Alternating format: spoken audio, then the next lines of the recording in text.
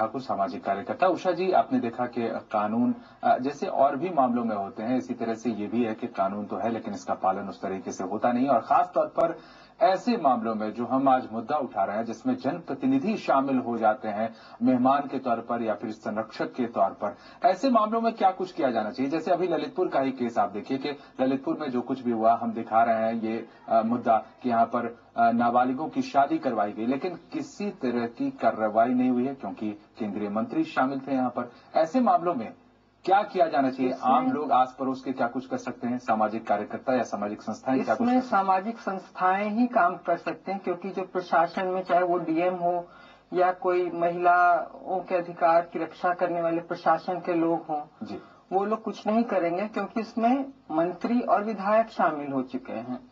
और इन लोगों को इसीलिए शामिल किया जाता है कि एक इन लोगों का हाथ रहे गलत काम में भी जी, और इन लोगों के डर से कोई इसमें हाथ नहीं डाल सके, शादी को रुकवा ना सके। तो इसके लिए सामाजिक संस्थाएं जो आगे आके इसका विरोध करें, और समाज के लोग, अब समाज के लोगों को ही जागरूक होना पड़ेगा जब इस तरह के काम हो रहे हैं, और सामाजिक संस्थाओं को हमेशा जागरूक होकर देखना पड़ेगा कि कहाँ कौन सा गलत कार्य हो रहा है, इस तरह के विवाह हो रहे हैं। इससे देश में जो है महिलाओं की मौत जल्दी होती है, कम उम्र में प्रसव हो जाने से। यही नहीं, अगर होता भी है बाल बच्चा तो उनकी देखभाल वो लोग उस ढंग से नहीं कर पाती हैं जैसे कि एक पढ़ी लिखी और मैच्योर्ड माँ कर पाती है या पिता।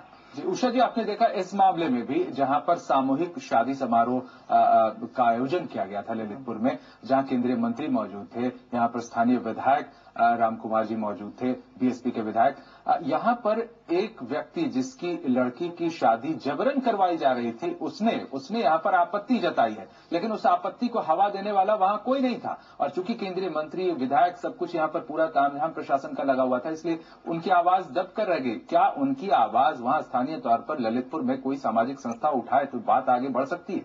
बिल्कुल सामाजिक संस्था उठाए और इस विवाह को कह दे कि ये बिल्कुल सही नहीं है विवाह, और उस जो भी बच्ची है उसको शिक्षित करे या कोई काम सिखलाए, या लड़का है उसको भी शिक्षित करे, तो उसको तोड़ा जा सकता है।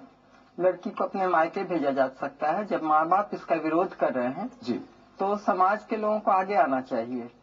तो वो तो एक तमाशा बन जाता है ना, तमाशा देख रहे हैं सबके सब।